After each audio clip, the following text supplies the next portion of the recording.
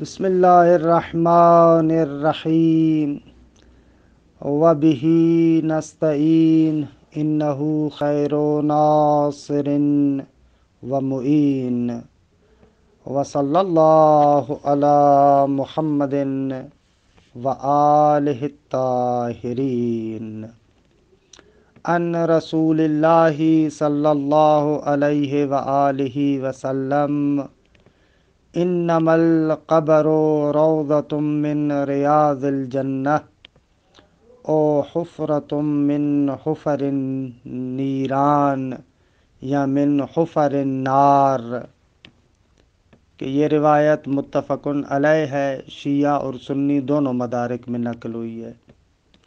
ترمذی میں یہ روایت موجود ہے اور ہمارے مدارک میں بھی ہے کہ پیغمبر ختمی مرتبہ صلی اللہ علیہ وآلہ وسلم فرماتے ہیں کہ قبر یا جنت کے باغوں میں سے باغ ہوتی ہے یا جہنم کے حفر کہتے ہیں وہ کھڈا کھائی، جہنم کے کھڈوں اور کھاہیوں میں سے ایک کھاہی ہے۔ یہاں سے پتہ چلتا ہے کہ یہ جو مماتی لوگ ہیں اور تصور کرتے ہیں کہ اذا مات فات، خوب یہ تصور غلط ہے۔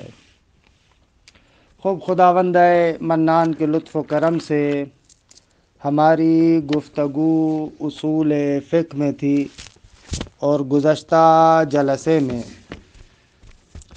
علامات حقیقت میں سے صحت حمل اور اضطراد کو بیان کیا۔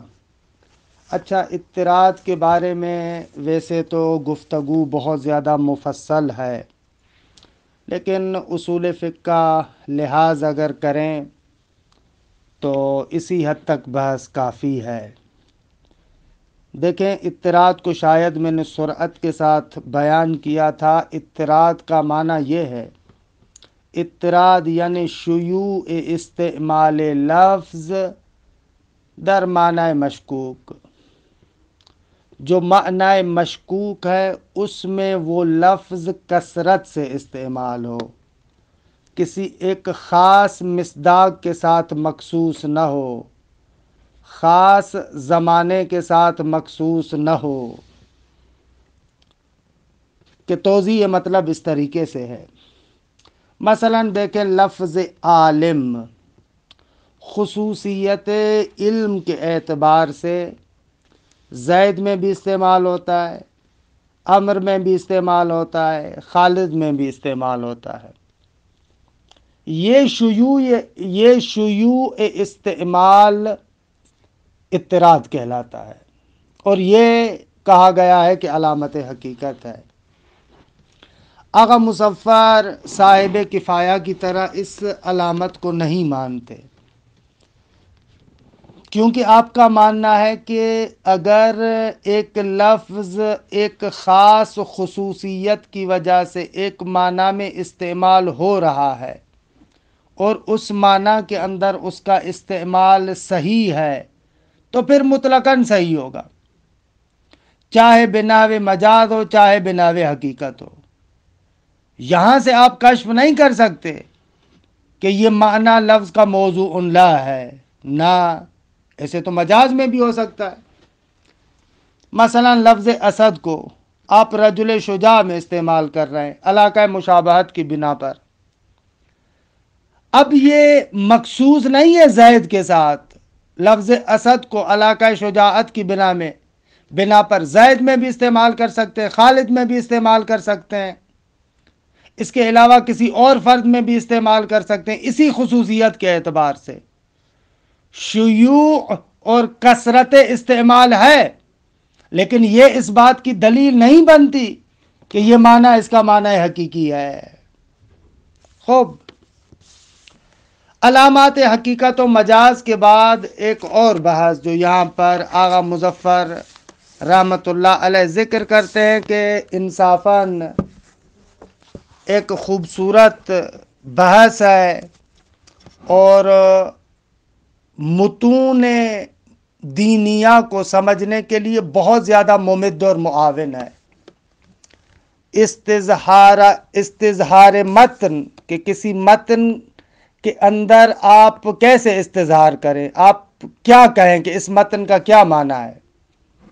یہاں پر بہت زیادہ یہ اصول انسان کے لیے کارآمد ثابت ہوتے ہیں۔ مثلا مثال دوں میں آپ کو، قرآن مجید میں استعمال ہوتا ہے وَوَرِثَ سلیمان و داود، حضرت سلیمان داود کے وارث بنے۔ سوال، اس وارثہ سے کیا مراد ہے؟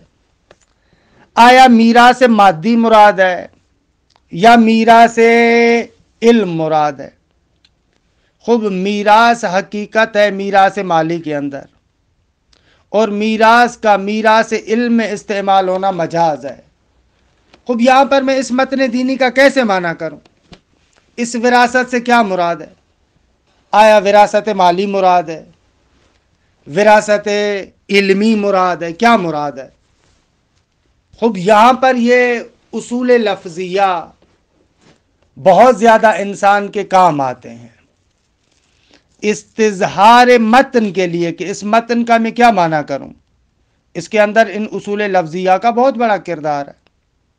اس اعتبار سے یہ بحث بہت زیادہ اہمیت کی حامل ہے۔ خوب، اصل بحث کو روشن کرنے کے لیے ایک چھوٹا سا مقدمہ ذکر کرتے ہیں، اور انشاءاللہ پھر آہستہ آہستہ ہمارے لیے روشن ہو جائے گا کہ کس جگہ پر بحث کر رہے ہیں۔ لطفاً اس بحث کو بہت ہی دقت کے ساتھ سنیے گا۔ فرماتے ہیں کہ اصول یا اصول لفظیہ ہے یا اصول عملی ہے۔ اصول لفظی بھی دو طرح کے ہیں، یا اصول لفظی عقلائی ہے یا اصول لفظی شرعی ہے۔ اصول لفظی عقلائی یعنی وہ اصول کہ عقلائے عالم، پورے عالم کے جتنے بھی عقلاء ہیں، عقل مند ہیں، وہ اپنے خطابات کے اندر ان اصول کو استعمال کرتے ہیں اور جاری کرتے ہیں، کہ انشاءاللہ ان کی مثالیں ابھی آپ کی خدمت میں عرض کریں گے۔ اصول لفظی شرعیہ یعنی وہ اصول کے جو شارع اپنے خطابات کے اندر جاری کرتا ہے، جن کے مطابق شارع چلتا ہے۔ خوب، اصول لفظی شرعی وہی اصول عقلائی ہے، کوئی جدید چیز نہیں ہے۔ شارع نے مقام خطابات کے اندر انہی اصولوں کو استعمال کیا ہے جو سارے کے سارے عقلاء استعمال کرتے ہیں، لہذا اصول لفظیہ شرعیہ بھی وہی اصول عقلائیہ ہی ہے۔ یہ تفصیل انشاءاللہ عرض کریں گے۔ خوب، اس کے مقابلے میں اصول لفظیہ کے مقابلے میں اصول عملی ہے۔ اصول عملی یعنی مکلف جب مقام عمل میں متحیر ہو جاتا ہے، اضطراب ہے، شک و تردید میں مبتلا ہے کہ عمل کو کیسے انجام دے، یہاں پر جن اصول کو استعمال کیا جاتا ہے ان کو اصول عملی کہتے ہیں۔ اصول لفظیہ مقام تخاطب میں ہے، مقام خطاب میں ہے، کہ خطاب کے اندر جن اصول کو اجرا کیا جاتا ہے، جاری کیا جاتا ہے، ان کو اصول لفظی کہتے ہیں۔ اور اصول عملی یعنی وہ اصول کے مقام عمل میں مکلف بیچارہ حیران ہے، پریشان ہے، اس کو پتہ نہیں چل رہا، خب یہاں پر جو استعمال کرتا ہے ان کو اصول عملیہ کہتے ہیں۔ اچھا، اپنے مقام پر بیان کریں گے انشاءاللہ کہ اصول عملیہ عقلی بھی ہے اور شرعی بھی ہے۔ براءت عقلی ہے، احتیاط عقلی ہے، تخییر عقلی ہے، کہ فی الجملہ آپ موجز میں پڑھ چکے ہیں۔ اصول عملیہ شرعی بھی ہیں، جیسے براءت شرعی ہے، استصحاب ہے، اصالت الطہارت ہے، اصالت الحل ہے۔ خوب، یہ اصول عملیہ شرعیہ ہے۔ فعلاً ہماری گفتگو اصول لفظیہ کے بارے میں ہے، اصول عملیہ کے بارے میں گفتگو نہیں ہے۔ اچھا، اصول لفظیہ کے بارے میں کہاں پر بحث کر رہے ہیں، اس کو مشخص کرنے کے لیے دیگے اس نقطے پر توجہ کریں۔ انسان جب مختلف خطابات کے اندر مختلف الفاظ کو استعمال کرتا ہے، تو انسان کے سامنے دو طرح کے شک آتے ہیں. ایک مرتبہ شک ہوتا ہے کہ اس لفظ کا معنی موضوع لہو کیا ہے. تو شک ہوتا ہے کہ یہ لفظ کس معنی کے لیے واضح ہوا ہے. مثلا کلمہ اسد، لفظ اسد آیا حیوان مفترس کے لیے واضح ہوا ہے یا کسی اور معنی کے لیے واضح ہوا ہے. بس ایک مرتبہ شک ہوتا ہے الفاظ کے معانی موضوع لہ کے درمیان کہ پتہ نہیں کہ یہ لفظ کس معنی کے لیے واضح ہوا ہے. دوسری مرتبہ شک ایسے ہوتا ہے لفظ کے معنی موضوع لہ میں شک نہیں ہے، ہمیں پتہ ہے کہ لفظ کا معنی موضوع لہ کیا ہے. مثلا ہمیں معلوم ہے کہ لفظ اسد کا معنی موضوع لہ مثلا حیوان مفترس ہے، رجل شجاع معنی مجازی ہے، ہمیں معلوم ہے، موضوع لہ کا پتہ ہے. لیکن متکلم نے جو اس لفظ کو استعمال کیا ہے تو متکلم نے کس معنی کا ارادہ کیا ہے؟ آیا معنی حقیقی کا ارادہ کیا ہے یا معنی مجازی کا ارادہ کیا ہے؟ مثلا کوئی بندہ کہتا ہے رأیت اسدن، آپ کو شک ہو رہا ہے کہ متکلم جو کہہ رہا ہے کہ میں نے اسد دیکھا، آیا اس سے مراد شیر ہے یا اس سے مراد رجل شجاع ہے؟ مراد متکلم میں شک ہو رہا ہے، معنی موضوع لہ میں شک نہیں ہے. خوب یہ دو طرح کا شک ہوتا ہے. جہاں پر اصل معنی موضوع لہ کے بارے میں شک ہو تو اس کے لیے گزشتہ بحث تھی جو ہم نے آپ کی خدمت میں عرض کی کہ اگر معنی حقیقی اور معنی مجازی کے درمیان شک ہو جائے تو وہاں پر کیا کریں، معنی حقیقی اور مجازی کو کس طریقے سے پہچانیں. خوب ان علامات سیگانہ کو ذکر کیا، 3 علامتوں کو ذکر کیا، تبادر، صحت حمل، اضطراد. یہ علامات ہیں کہ جن کے ذریعے سے معنی حقیقی کو معنی مجازی سے پہچانا جا سکتا ہے. لیکن اگر مراد متکلم میں شک ہو جائے کہ متکلم نے معنی حقیقی کا ارادہ کیا ہے یا معنی مجازی کا ارادہ کیا ہے، یہاں پر یہ اصول لفظیہ کی بحث آتی ہے. بس یہ جو آج ہم بحث مطرح کرنے والے ہیں یہ بحث اس مورد میں ہے کہ جہاں پر مراد متکلم آپ کے لیے مشکوک ہے، مراد متکلم کا پتہ نہیں چل رہا، اس جگہ پر یہ بحث ہوگی. اچھا، ایک نقطے کی جانب اشارہ کریں کہ یہ دیکھیں اہم نقطہ ہے. خوب معنی حقیقی اور معنی مجازی کو پہچاننے کا طریقہ ہم نے کہا کہ وہ 3 علامتیں ہیں. لیکن قدماء اصولیون جو پرانے تھے، مثلا بزرگان جیسے سید مرتضی رحمت اللہ علیہ، وہ لوگ کہتے تھے کہ آپ استعمال کے ذریعے سے بھی معنی حقیقی اور مجازی کا پتہ لگا سکتے ہیں. اگر لفظ ایک معنی کے اندر استعمال ہو رہا ہے، آپ کو شک ہو رہا ہے معنی حقیقی ہے یا معنی مجازی ہے، تو یہاں پر آپ قانون بنائیں کہ الاصل فی الاستعمال الحقیقہ.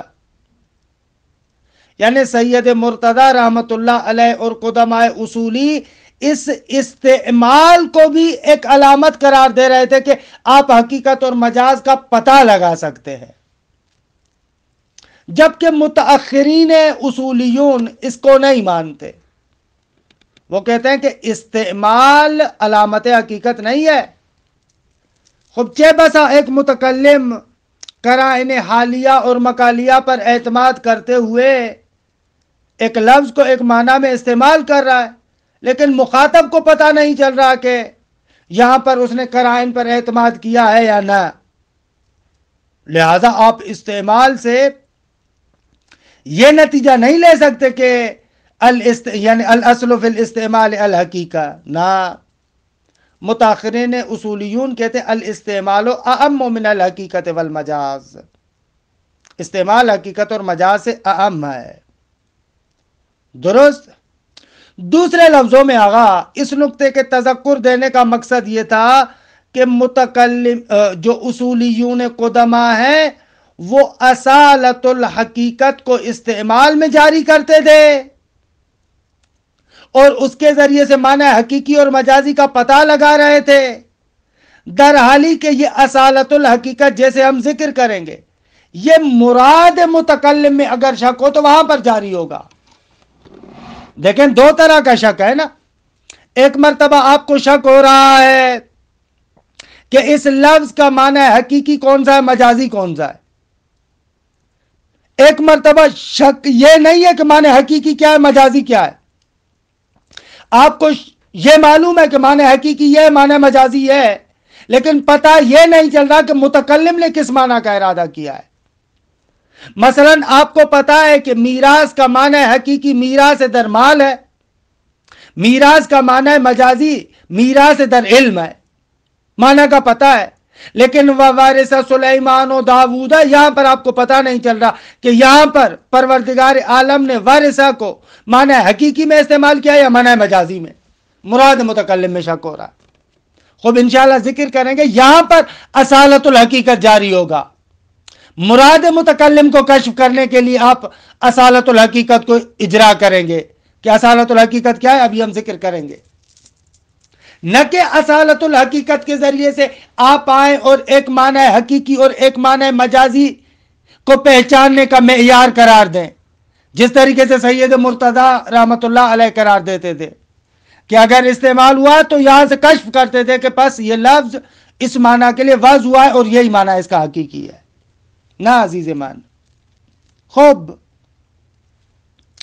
پس اصول لفظیہ ہے ہمارے سامنے، اور بات بھی ہماری اب یہاں پر یہ ہے کہ مراد متکلم کو کیسے کشف کریں، کہ آیا مراد متکلم حقیقت ہے، مجاز ہے، عام ہے، خاص ہے، مطلق ہے، مقید ہے، منقول ہے، عدم منقول ہے، واہ واہ واہ جیسے اصول ہیں ابھی ہم ذکر کریں گے، ان کو معلوم کرنا ہے۔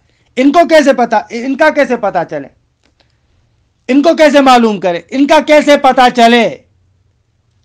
خوب پس اصول لفظیہ کے بارے میں دو طرح کی بحث ہے، ایک بات یہ کہ اصول لفظیہ کتنے ہیں، ان کا موارد استعمال کیا ہے، اور دو آیا یہ اصول لفظیہ حجت ہے یا حجت نہیں ہے، یہ دو بات ذکر کریں گے۔ بس خلاصہ کلام کیا ہوا؟ خلاصہ کلام یہ ہوا کہ ہماری گفتگو یہاں پر ہے جب معنی موضوع لہ یا معنی مجازی وغیرہ کا ہمیں پتہ ہے، لیکن مراد متکلم میں شک ہو رہا ہے کہ متکلم نے کس معنی کا ارادہ کیا ہے، یہاں پر ان اصول لفظیہ کو جاری کریں گے۔ خوب اصول لفظیہ ویسے بہت زیادہ ہے کہ مہم ترین ان میں سے 5 ہیں: اصالت الحقیقہ، اصالت العموم، اصالت الاطلاق، اصالت عدم تقدیر، اصالت ظہور۔ یہ 5 اصول ہیں کہ ہر ایک کے بارے میں انشاءاللہ گفتگو کرتے ہیں۔ اچھا، ان اصول لفظیہ کی نسبت سے بھی کلی طور پر انسان کی 3 حالتیں ہیں۔ ایک مرتبہ انسان کو یقین ہے اور قطع ہے کہ متکلم نے معنی حقیقی کا ارادہ کیا ہے، یا متکلم نے عموم کا ارادہ کیا ہے، یا اطلاق کا یا ظاہر کا، آپ کو یقین ہے، قطع ہے، خوب وہاں پر آپ اپنے قطع پر عمل کریں گے، یقین پر عمل کریں گے۔ دوسری مرتبہ آپ کو قطع اور یقین ہے کہ متکلم نے معنی مجازی کا ارادہ کیا ہے، یا معنی خاص کا ارادہ کیا ہے، یا مقید کا ارادہ کیا ہے، یا خلاف ظاہر کا ارادہ کیا ہے، آپ کو یقین ہے۔ اب یہاں پر بھی آپ اپنے اس یقین پر عمل کریں گے۔ ان دونوں جگہوں پر اصول کی جگہ نہیں ہے۔ تیسرا مورد آتا ہے کہ انسان کو شک ہو رہا ہے کہ متکلم نے معنی حقیقی کا ارادہ کیا ہے یا مجازی کا، نہیں معلوم۔ متکلم نے عام کا ارادہ کیا ہے یا خاص کا، نہیں معلوم۔ متکلم نے مطلق کا ارادہ کیا ہے یا مقید کا، نہیں معلوم۔ اس طریقے سے جب یہاں پر آپ کو شک ہوتا ہے تو اس شک کے مورد میں آپ کیا کرتے ہیں؟ ان اصول کو جاری کریں گے۔ بس محل بات ہمارے لیے روشن ہوا۔ آ جائیں اولین اصل کی طرف کہ پہلی اصل اصالت الحقیقت ہے۔ خوب آگا اس اصالت الحقیقت کو کہاں پر جاری کریں گے، کیسے جاری کریں گے، اس کا بیان یہ ہے۔ آپ کو شک ہو رہا ہے کہ متکلم نے اپنے اس کلام میں معنی حقیقی کا ارادہ کیا ہے یا معنی مجازی کا؟ بھائی آپ احتمال دے رہے ہیں کہ شاید متکلم نے معنی مجازی کا ارادہ کیا ہو، درست آگا؟ بھائی کیسے آپ احتمال دے رہے ہیں کہ متکلم نے یہاں پر معنی مجازی کا ارادہ کیا ہو؟ فرماتے اس لیے کہ شاید متکلم نے کوئی کرینہ ذکر کیا ہو اور وہ کرینہ میری آنکھوں سے اوجھل ہو گیا ہو۔ خوب ہو سکتا ہے کہ یہاں پر معنی مجازی کا ارادہ ہو، البتہ نسب کرینے کا آپ کو یقین نہیں ہے، آپ کو یقین نہیں ہے کہ متکلم کی جانب سے کرینہ ہے، نہ، یہ بھی مشکوک ہے، احتمال ہے فقط، شاید کرینہ ہو۔ فرماتے یہاں پر آپ اصالت الحقیقت سے استفادہ کریں گے اور یہاں پر آپ کہیں گے کہ اصل یہ ہے کہ متکلم نے معنی حقیقی کا ارادہ کیا ہے۔ بے عبارت اخری، اس اصل کا مورد وہاں پر ہے جہاں پر مجاز کا احتمال دیں آپ کلام کے اندر۔ مثال دوں میں اس کے لیے، متکلم کہتا ہے جئنی باسد، خوب آپ احتمال دے رہے ہیں کہ شاید اس نے کلمہ رامی بھی کہا ہوگا، جئنی باسد رامن، کیونکہ رامن کرینہ ہے کہ اسد سے مراد رجل شجاع ہے، لیکن متکلم نے فقط جئنی باسد کہا ہے۔ آپ احتمال دے رہے ہیں شاید اس نے کلمہ رامی بھی کہا ہو، لیکن ہم نے نہیں سنا، خوب یقین نہیں ہے، شاید کہا ہو شاید نہ کہا ہو۔ اس اعتبار سے شک ہو رہا ہے کہ متکلم نے جو کہا جئنی باسد، اس سے مراد حیوان مفترس ہے یا رجل شجاع۔ فرماتے یہاں پر آپ اصالت الحقیقت کو جاری کریں گے اور آپ کہیں گے کہ اصل یہ ہے کہ متکلم نے معنی حقیقی کا ارادہ کیا ہے، یعنی جئنی باسد سے مراد یہ ہے کہ حیوان مفترس کو لے کر آؤ۔ یہاں پر اصالت الحقیقت کو اجرا کریں گے۔ اچھا، اس اصالت الحقیقت کی بنا پر عبد مولا پر احتجاج کر سکتا ہے، مولا عبد پر احتجاج کر سکتا ہے۔ کیسے؟ اس طریقے سے، اگر مولا نے کہا جئنی باسد، خوب یہاں پر اگر عبد رجل شجاع کو لے کر آئے تو مولا کہہ سکتا ہے کہ میں نے تو کہا تھا کہ شیر لے کر آؤ۔ یہاں پر عبد یہ نہیں کہہ سکتا کہ مولا میں نے احتمال دیا کہ شاید آپ نے اس اسد سے رجل شجاع مراد لیا ہو۔ مولا یہاں پر کہہ سکتا بھائی تو کیوں احتمال دیتا ہے، میں نے کوئی کرینہ ذکر کیا، خود مولا مجھے احتمال تھا کہ شاید آپ نے کرینہ ذکر کیا، تو مولا کہتا ہے کہ نہ، تم نے اس احتمال کی اعتنا کیوں کی، خود تمہیں اسد یعنی حیوان مفترس لانا چاہیے تھا۔ بس یہاں پر مولا بندے پر احتجاج کر سکتا ہے۔ اسی طریقے سے بندہ مولا پر احتجاج کر سکتا ہے۔ اگر مولا نے کہا جئنی باسد اور غلام حیوان مفترس اور شیر کو لے کر گیا تو مولا پلٹ کر یہ نہیں کہہ سکتا کہ تم رجل شجاع کیوں نہیں لے کر آئے، میری مراد تو رجل شجاع تھی۔ یہاں پر بندہ کہہ سکتا ہے کہ مولا مجھے کیا پتا کہ آپ کی مراد کیا ہے، آپ نے کلام میں اسد کا اور کرینہ بھی کوئی ذکر نہیں کیا کہ معنی مجازی ہے، تو یہاں پر میں اصالت الحقیقت کو اجرا کروں گا۔ اصالت الحقیقت کے اعتبار سے معنی یہ بنتا ہے کہ میں نے شیر لانا ہے۔ خوب یہ اہم نقطہ ہے، بہت ساری جگہوں پر جو متن کا آپ ترجمہ کرتے ہیں، اگر ایک کا لفظ کا معنی حقیقی ہے اور دوسرے معنی مجازی کا آپ احتمال دیتے ہیں اور معنی مجازی پر کوئی کرینہ نہیں ہے تو متن کو اسی معنی حقیقی پر عمل کرنا ہوگا۔ اسی اعتبار سے ہم جو احتجاج کرتے ہیں وَوَرِثَ سُلَيْمَانُ داود، یہ جو حدیث کہی جاتی ہے کہ نحنُ معاشر الانبیاء لا نرث ولا نورث ما ترکنا صدقہ، ہم کہتے ہیں یہ حدیث قرآن کے خلاف ہے، کیونکہ قرآن کہتا ہے وَوَرِثَ سُلَيْمَانُ داود، ایک نبی وارث بنا، ایک نبی نے وارث بنایا، اور حدیث کہتی ہے کہ ہم معاشر انبیاء نہ کسی کے وارث بنتے نہ کسی کو وارث بناتے ہیں، یہ غلط ہے، خلاف قرآن ہے۔ تو سامنے والا پلٹ کے یہ نہیں کہہ سکتا کہ وَوَرِثَ سُلَيْمَانُ داود میں مراد میراث علمی ہے، ہم کہیں گے نا، یہ معنی مجازی ہے، اس پر کوئی کرینہ نہیں ہے۔ اصل یہ ہے کہ لفظ کو معنی حقیقی پر عمل کرو۔ لفظ کو معنی حقیقی پر عمل کریں گے، یعنی یہاں پر مراد میراث مالی ہے، اب یہ ہو گیا اصالت الحقیقہ۔ اسی طریقے سے اصالت العموم، مثلا مولا نے ایک کلام عام ذکر کیا، کا اکرم العلماء، حالا عبد احتمال دیتا ہے کہ شاید مولا نے قید کو ذکر کیا تھا لیکن میں نے نہیں سنی، مولا نے خصوص کا ارادہ کیا ہے، مولا نے العلماء سے علماء عدول کا ارادہ کیا ہے، کہتے ہیں کہ نہ، یہاں پر اکرم العلماء میں اصالت العموم کو جاری کریں گے، اس احتمال کی اعتنا نہیں کریں گے کہ شاید مولا نے خصوص کا ارادہ کیا، مولا نے خصوصیت سے علماء عدول کا ارادہ کیا ہو، نہ، آپ ایسے نہیں کہہ سکتے۔ لہذا یہاں پر بھی اسی طریقے سے جیسے اوپر مولا عبد پر احتجاج کر سکتا تھا، عبد مولا پر احتجاج کر سکتا تھا، یہاں پر بھی ایسے ہی ہے۔ اگر مولا نے کہا اکرم العلماء اور عبد نے فقط علماء عدول کا اکرام کیا، علماء فساق کا احترام نہیں کیا، تو مولا کہہ سکتا تو نے ان کا احترام کیوں نہیں کیا؟ وہ پلٹ کے یہ نہیں کہہ سکتا کہ مولا میں احتمال دے رہا تھا کہ شاید آپ نے خاص کا ارادہ کیا، نہ، یہ بجا نہیں ہے۔ یا مثلا اگر عبد نے اکرم العلماء کی بنا پر علماء عادل اور علماء فاسق دونوں کا اکرام کیا، تو مولا پلٹ کے یہ نہیں کہہ سکتا کہ تو نے علماء فاسق کا اکرام کیوں کیا، میرا مقصد تو علماء عدول تھا۔ عبد کہہ سکتا ہے نہ مولا، آپ کے کلام کا جو ظہور ہے خب وہ یہ تھا کہ آپ نے تمام علماء کو ذکر کیا اور اس کے برخلاف کوئی کرینہ بھی نہیں تھا، تو بس یہاں پر میں نے اصالت العموم کو جاری کیا۔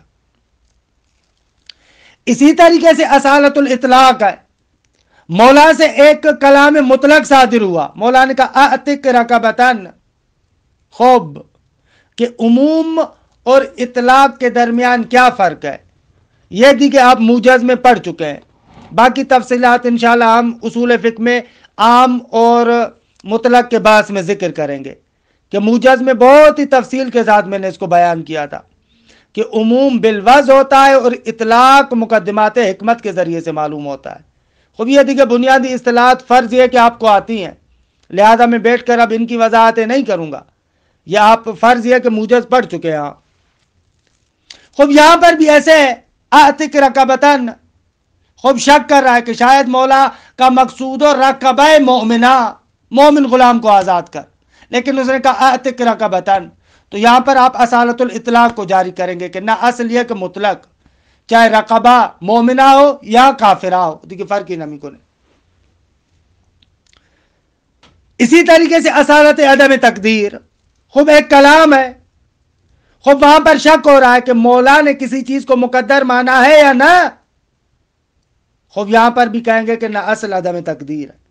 مثلا کلام الہی میں انا ربکم الاعلی، کوئی بندہ احتمال دے سکتا ہے کہ بابا شاید اس کی مراد ہو انا عبد ربکم الاعلی، کہیں گے یہ خلاف قانون ہے، نہ، اصل عدم تقدیر ہے۔ خوب یہاں سے پتہ چلتا ہے یہ جو جگہ جگہ پر قرآن مجید کی تفسیر کرتے ہوئے فوراً مختلف چیزوں کو مقدر ماننا شروع کر دیتے ہیں، یہ دیکھے خلاف اصل ہے۔ ایسے تھوڑی ہے، دل بخائی تھوڑی ہے کہ جہاں پر ہم سے ترجمہ نہ بنتا وہاں پر ہم کہیں کہ یہاں پر فلاں چیز مقدر ہے، نہ، جب تک تقدیر کے بغیر کلام درست ہو سکتا ہے کلام کو اسی معنی پر عمل کریں گے۔ یہ کیا بات ہوئی کہ فوراً جگہ جگہ پر آپ جو ہے وہ کیا مقدر ماننا شروع کر دیں، نہ، اصل عدم تقدیر ہے۔ اسی طریقے سے اصل عدم نقل ہے، اصل عدم اشتراک ہے۔ خوب آپ کو شک ہو رہا ہے کہ لفظ معنی اولی سے منقول ہوا ہے یا نہ، منقول وہاں پر کہتے ہیں کہ لفظ ایک معنی سے دوسرے معنی میں نقل ہو اور پہلا معنی مہجور ہو جائے۔ خوب اگر آپ کو شک ہو رہا ہے کہ یہ لفظ کا اپنا معنی ہے یا پہلے کسی اور معنی میں تھا، اب اسے نقل ہو چکا ہے، تو یہاں پر آپ اصالت عدم نقل کو اجرا کریں گے۔ آگا ایک لفظ کے بارے میں شک ہو رہا ہے، یہ جو دوسرے معنی میں استعمال ہو رہا ہے یہ بھی آیا معنی اس کا موضوع اللہ ہے یا نہیں، کہتے ہیں کہ اصل عدم اشتراک ہے، کہ اشتراک منقول کیا ہے یہ منطق میں بھی پڑھ چکے ہیں اور اصول موجز میں بھی پڑھ چکے ہیں، درست آگا۔ خوب آخری اصل ہے اصالت الظہور، کہ دیکھیں یہاں تک عبارت کی تطبیق کروں، یہ مطلب تھوڑا سا تفصیلی ہے کہ اس کو بعد میں عرض کروں گا۔ دیکھیں مطلب بالکل آسان ہے، لہذا یہاں پر پریشان ہونے کی ضرورت نہیں ہے. عبارت تھوڑی سرعت سے پڑھوں گا. الاصول اللفظیہ تمہید مقدمہ.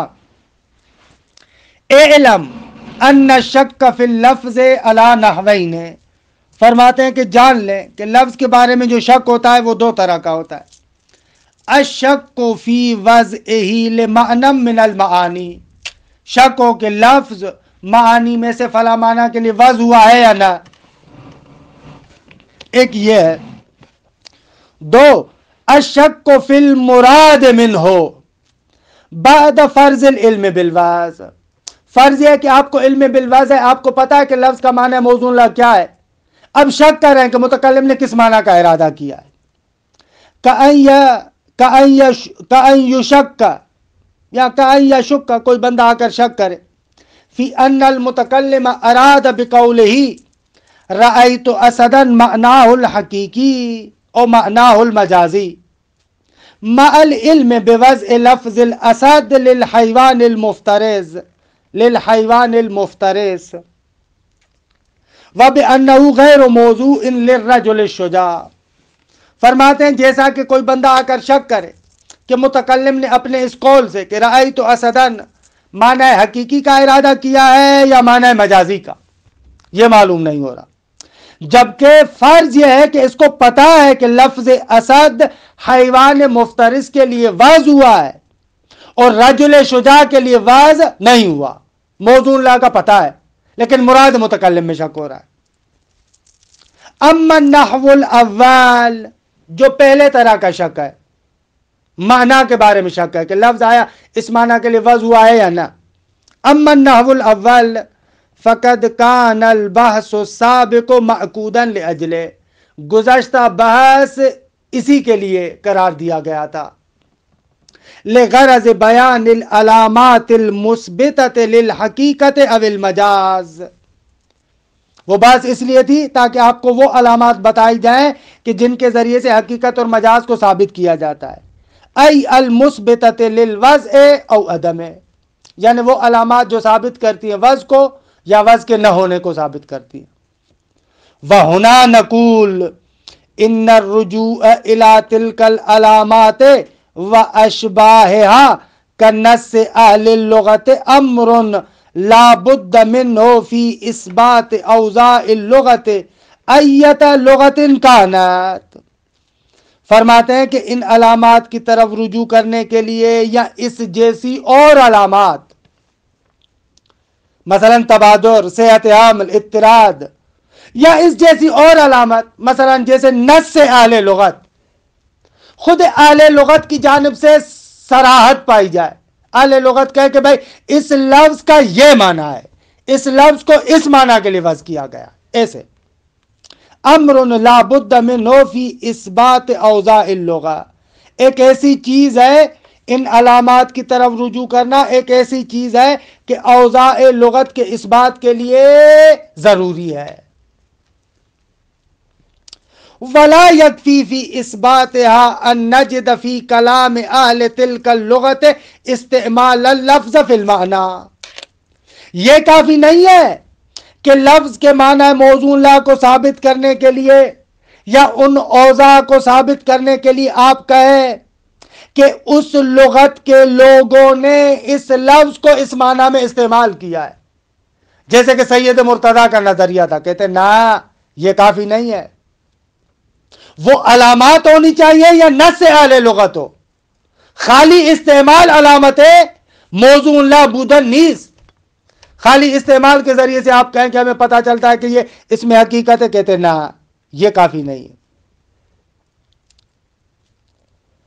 ولا یکفی فی اثباتها، اوضاع لغت کے اس بات کے لیے کافی نہیں ہے کہ ان نجد، ہم پائیں فی کلام اہل تلک اللغت استعمال اللفظ فی المعنی. کون سی معنی؟ الذی، کہ معنی کی صفت ہے، شک فی وضعہ لہ، کہ جس معنی کے بارے میں شک کیا جاتا ہے کہ لفظ اس معنی کے لیے وضع ہوا ہے یا نہ. صرف استعمال دلیل نہیں ہے، کیونکہ لأن الاستعمال کما یصح فی المعنی الحقیقی، کیونکہ استعمال جس طریقے سے معنی حقیقی میں صحیح ہے، یصح فی المعنی المجازی، یہ معنی مجازی میں بھی درست ہے۔ وما یدرینا، ہمیں کس نے بتایا، لعل المستعمل اعتمد علی قرینۃ حالیۃ او مقالیہ، شاید مستعمل نے، استعمال کرنے والے نے قرینہ حالیہ یا مقالیہ پر اعتماد کیا ہو، فی تفہیم المعنی المقصود لہ، جس معنی کا اس نے ارادہ کیا ہے اس کو سمجھانے کے لیے شاید اس نے کوئی قرینہ استعمال کیا ہو، مجھ سے وہ قرینہ چھوٹ گیا۔ فاستعملہ فیہ علی سبیل المجاز، پھر اس لفظ کو اس معنی مجازی میں مجازن استعمال کیا ہو۔ وَلِهَذَا اشْتَهَرَ فِي لِسَانِ الْمُحَقِّقِينَ، لہذا محققین کی زبان پر یہ مشہور ہے، حَتَّى جَعَلُوهُ كَقَاعِدَةٍ، یہاں تک کہ گویا کہ اس کو ایک قاعدہ قرار دے دیا ہے۔ اشتہر کیا؟ اشتہر کا فاعل، وَلِذَا اشْتَهَرَ قَوْلُهُمْ إِنَّ الْإِسْتِعْمَالَ أَعَمُّ مِنَ الْحَقِيقَةِ وَالْمَجَازِ وَمِنْ هُنَا نَعْلَمُ، فرماتے ہیں یہاں سے ہمیں پتہ چلتا ہے کیا، بطلان طریقت العلماء السابقین، جو قدماء کا طریقہ تھا وہ باطل تھا، لِإِثْبَاتِ وَضْعِ اللَّفْظِ بِمُجَرَّدِ وِجْدَانِ اسْتِعْمَالِهِ فِي لِسَانِ الْعَرَب، یہی کہ دیکھا کہ لفظ مثلا لسان العرب کو اٹھایا، دیکھا کہ اس معنی میں استعمال ہوا ہے، یہاں سے فوراً نتیجہ یہ لے لیں کہ لفظ اس معنی کے لیے وضع ہوا ہے، کہہ رہے ہیں نا یہ کافی نہیں ہے۔ کما وقع ذلك لعلم الہدی السید المرتضی قدس سرہ، جیسا کہ یہ اشتباہ علم الہدی سید مرتضی علم الہدی سے ہوا ہے، وہ ایسے کرتے تھے، وہ کہتے تھے الاصل فی الاستعمال الحقیقہ، استعمال ہوا ہے یعنی یہ اس کا معنی ہے۔ فإنه كان يجری یا کان یجری، وہ اجرا کرتے تھے، اصالت الحقیقت فی الاستعمال، استعمال میں اصالت الحقیقت کو اجرا کرتے، کہتے الاصل فی الاستعمال الحقیقہ، بینما ان اصالت الحقیقت انما تجری عند شک فی المراد لا فی الوضع، حالانکہ اصالت الحقیقت شک فی المراد میں استعمال ہوتا ہے، نہ کہ شک در اصل وضع۔ اگر شک ہو جائے کہ یہ لفظ اس معنی کے لیے وضع ہوا یا وضع نہیں ہوا تو یہاں پر اصالت الحقیقت کو جاری نہیں کریں گے آپ، بھلے اگر مراد متکلم میں شک ہو کہ آیا معنی حقیقی کا ارادہ کیا ہے یا معنی مجازی کا، یہاں پر آپ اصالت الحقیقت کو اجرا کر سکتے ہیں۔ کما سیاتی کہ اصالت الحقیقت کے بارے میں ابھی گفتگو آتی ہے۔ خوب یہ ہو گیا جب آپ کو پتہ نہ ہو کہ معنی موزون اللہ کیا ہے، معنی ہے حقیقی کون سا ہے، مجازی کون سا ہے، اس کا طریقہ۔ اما النحو الثانی، لیکن دوسرا طریقہ کہ علم بالوضع ہے لیکن مراد متکلم مشکوک ہے، فالمرجع فیہ لاثبات مراد المتکلم الاصول اللفظیہ، آگا اس صورت میں مراد متکلم کو ثابت کرنے کے لیے ہمارا مرجع اصول لفظیہ ہے۔ وہذا البحث معقود لاجلھا، یہ بحث اسی کے لیے ہم نے قرار دیا ہے۔ فینبغی الکلام فیہا من جہتین، پس ان کے بارے میں دو جہتوں سے گفتگو ہوگی۔ اولا فی ذکرہا و ذکر مواردہا، بھئی یہ اصول لفظیہ کون سے ہیں اور ان کے موارد کون سے ہیں۔ ثانیا فی حجیتہا و مدرک حجیتہا، حجت ہے یا نہیں ہے، اگر حجت ہے تو ان کا مدرک کیا ہے۔ الاصول اللفظیہ و مواردہا، اما من جہت الاولی کہ وہ موارد کون سے ہیں، فنقول اہم الاصول اللفظیہ ما یاتی، اہم اصول لفظیہ مندرجہ ذیل ہے، اصالت الحقیقہ، وموردها ما اذا شک فی ارادت المعنی الحقیقی او المجازی من اللفظ، کہتے ہیں اس کا مورد وہاں پر ہے جب معنی حقیقی یا معنی مجازی کے ارادے میں شک ہو کہ آیا لفظ سے معنی حقیقی کا ارادہ کیا گیا ہے یا معنی مجازی کا ارادہ کیا ہے۔ بأن لم يعلم وجود القرینۃ علی ارادت المجاز، کہ بھائی تصویریہ ہے، یعنی معلوم نہ ہو، علم نہ ہو کہ معنی مجازی کے ارادے پر کوئی قرینہ ہے، علم نہ ہو، جبکہ مع احتمال وجود ہے، بھلے احتمال دیتے ہو شاید قرینہ ہو لیکن آپ کو یقین نہیں ہے کہ یہاں پر قرینہ تھا۔ فَيُقَالُ حِينَئِذٍ الْأَصْلُ الْحَقِيقَةُ، خوب یہاں پر کہا جائے گا کہ اصل حقیقت ہے، یعنی ای الاصل ان نحمل الکلام علی معناہ الحقیقی، اصل یہ کہ کلام کو معنی حقیقی پر حمل کریں. فیکون حجتاً فیہ، پس اس معنی حقیقی میں حجت ہوگا. فیکون حجتاً فیہ للمتکلم علی السامع، کہ متکلم کے فائدے میں اور سامع کے ضرر پر. یہ اس صورت میں کہ جب سامع آ کر اس کلام سے معنی مجازی کا ارادہ کرے، کہے کہ بے متکلم کا مقصود معنی مجازی تھا، وہاں پر متکلم احتجاج کر سکتا ہے کہ نہ، میں نے معنی حقیقی کا ارادہ کیا تھا. وحجتاً فیہ للسامع علی المتکلم، برعکس بھی ایسے اگر متکلم کہے کہ نہ، میں نے معنی مجازی کا ارادہ کیا تھا، تو وہاں پر اس قانون کو سامع اجرا کر سکتا ہے، نہ، آپ کا مقصود معنی حقیقی تھا، ہمیں کیا پتا کہ معنی مجازی کا آپ نے ارادہ کیا ہے. فلا یسع من السامع الاعتذار فی مخالفت الحقیقہ بأن یقول للمتکلم لعلک اردت المعنی المجازی. کہتے ہیں پس صحیح نہیں ہوگا سامع کی جانب سے عذر لانا اگر اس حقیقت کی مخالفت کرے. خوب متکلم نے لفظ کو استعمال کیا، احتمال تھا معنی مجازی مراد ہو، حالانکہ سامع نے اس معنی مجازی کے اعتبار سے عمل کیا، تو کہتے ہیں کہ یہاں پر اگر متکلم اس کو ڈانٹتا ہے تو سامع عذر نہیں لا سکتا کہ متکلم کو کہ لعلک اردت المعنی المجازی، شاید آپ نے معنی مجازی کا ارادہ کیا ہو، نہیں کہہ سکتا. ولا یسع الاعتذار من المتکلم، اور متکلم بھی اعتذار اور عذر نہیں لا سکتا بأن یکون للسامع انی اردت المعنی المجازی، اگر سامع نے معنی حقیقی کے اعتبار سے عمل کیا اور متکلم کہے تو میرا تو مقصد معنی مجازی تھا. خوب دیکھیں یہاں پر عذر نہیں لا سکتا. سامع کہے گا کہ بھئی ہمیں کیا پتا تو نے معنی مجازی کا ارادہ کیا، کہے کہ نہ، میں نے معنی مجازی کا ارادہ کیا تھا، کہتے ہیں نہیں، یہ اس کا عذر قابل قبول نہیں ہوگا. دو، اصالت العموم وموردها ما اذا ورد لفظ عام وشک فی ارادت العموم منه او الخصوص. آگا اس کا مورد وہاں پر ہے کہ جب ایک لفظ عام وارد ہو اور شک ہو کہ آیا اس سے عموم کا ارادہ کیا گیا ہے یا خصوص کا. ای شک فی تخصیص ہی، یعنی دوسرے لفظوں میں شک کر رہا ہے کہ آیا اس عام کو تخصیص لگائی گئی ہے یا نہ. عزیزان من، آپ نے موجز پڑھا ہے، لہذا عموم اور تخصیص وغیرہ وہاں پر پڑھ چکے ہیں، اس سے زیادہ توضیح نہیں دے رہا. فیقال حینئذ الاصل العموم، خب یہاں پر آپ کہیں گے کہ اصل عموم ہے، کہ خارج میں توضیحات عرض کر چکا ہوں. فیکون حجتاً فی العموم علی المتکلم او السامع، یہاں پر بھی عموم میں حجت ہوگا، سامع پر بھی متکلم پر بھی.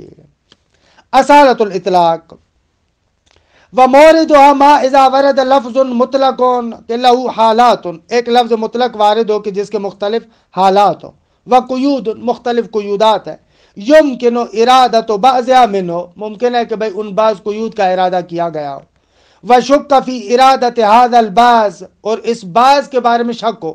کیوں؟ اس لیے کہ احتمال وجود القید، احتمال ہے کہ شاید یہاں پر قید ہو.